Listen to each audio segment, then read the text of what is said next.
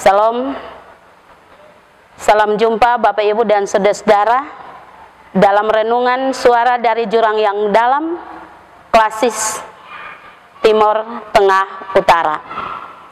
Hari ini kita akan merenungkan bagian firman Tuhan dari Lukas pasal 24 ayat yang ke-36 sampai dengan ayat yang ke-44 dengan tema karya kebangkitan Yesus dalam kehidupan orang percaya. Sebelum kita merenungkan bagian firman ini, saya mengajak kita semua berdoa. Bapa di sorga, kami mau untuk mendengarkan kebenaran firman-Mu pagi ini. Karena itu bimbing kami di dalam roh-Mu, agar setiap perkataan firman Tuhan pagi ini boleh menjadi berkat bagi kami, boleh menopang kami dalam karya pelayanan kami. Dalam nama Yesus Kristus firman hidup itu, kami berdoa. Amin. Bapak Ibu dan saudara-saudara, bagian Alkitab yang saya pilih, satu ayat dari bagian Lukas 24, ayat yang ke-45 dan 46 demikian. Lalu ia membuka pikiran mereka, sehingga mereka mengerti kitab suci. Katanya kepada mereka, ada tertulis demikian, Mesias harus menderita dan bangkit dari antara orang mati pada hari yang ketiga. Bapak Ibu dan saudara-saudara yang terkasih dalam Yesus Kristus, secara umum kita mengerti bahwa seseorang yang sudah meninggal itu biasanya seluruh organ tubuhnya tidak dapat bergerak karena sudah tidak lagi berfungsi.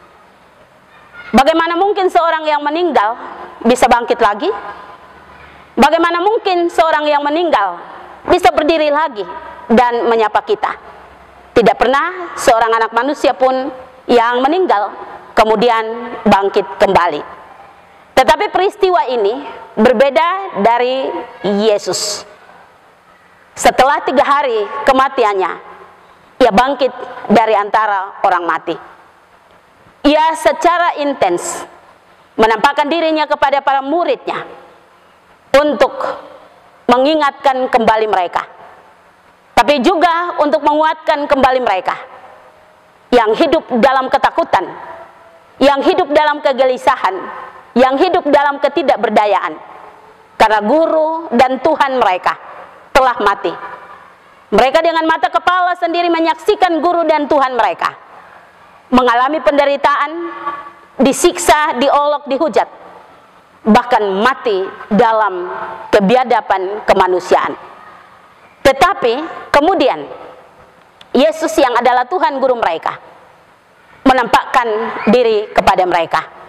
Tentu ini bukan hal yang gampang untuk diterima oleh para murid, karena mereka sendiri tidak yakin bahwa Yesus dan Tuhan mereka bangkit kembali.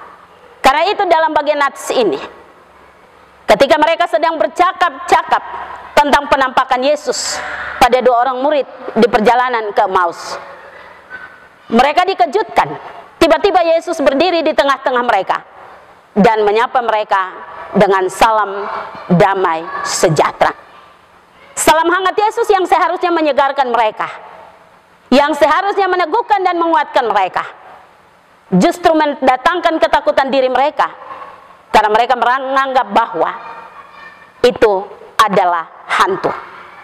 Mereka sungguh tidak percaya, karena mereka tidak tahu dari mana Yesus datang dan kapan Yesus berdiri di tengah-tengah mereka.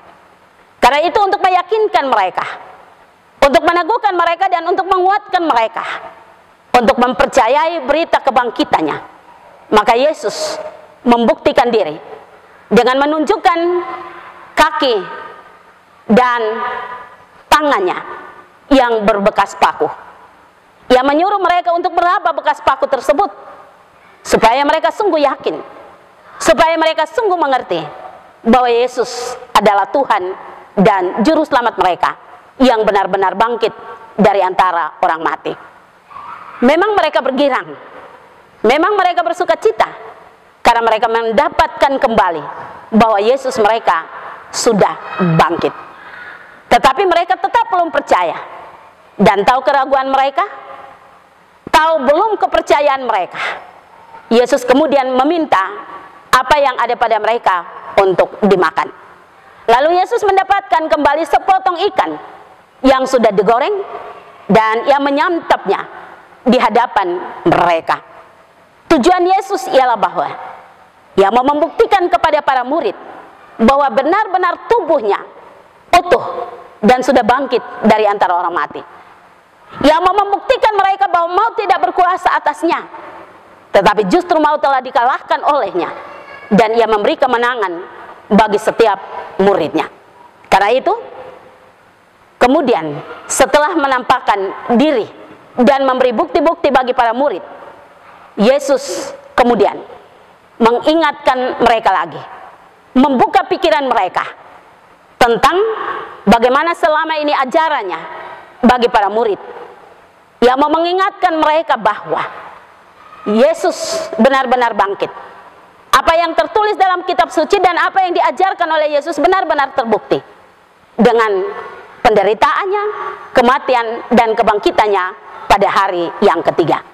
Karena itu tugas selanjutnya bagi para murid ialah bahwa memberitakan tentang pengampunan dan pertobatan, tapi juga menjadi agen-agen keselamatan Allah yang memberitakan tentang kebangkitan Yesus, dan sambil menanti Roh Kudus yang akan menggenapi janji Tuhan, menyertai mereka, menolong mereka dalam pemberitaan yang selanjutnya. Kalau begitu, belajar dari bagian firman Tuhan ini, beberapa hal perlu kita catat dalam kehidupan iman kita. Yang pertama, penampakan Yesus sebenarnya menunjukkan bahwa ia memelihara, juga ia mencintai orang-orang percaya. Ia memulihkan ketakutan kita, ia memulihkan kegelisahan kita, ia memulihkan kerapuhan kita, karena sesungguhnya kebangkitannya untuk memulihkan, untuk meneguhkan dan menguatkan. Kalau Yesus menampakkan diri bagi para murid, Yesus juga menampakkan diri bagi saya, Bapak, Ibu, dan saudara-saudara, supaya kita bangkit dari kegalauan kita, dari keterpurukan kita dan kegelisahan kita, dan senantiasa berjalan bersama Yesus. Yang kedua, karya kebangkitan Yesus terus hidup bagi kita. Kalau karya kebangkitan Yesus terus hidup bagi kita, marilah kita belajar untuk mempersembahkan karya-karya terbaik dalam kehidupan kita. Lewat pikiran kita, lewat perkataan kita, lewat perbuatan kita, marilah kita wujudkan karya-karya besar bagi kemuliaan nama Tuhan dalam kehidupan kita. Karena sesungguhnya kuasa kebangkitan Yesus memulihkan dan menolong kita.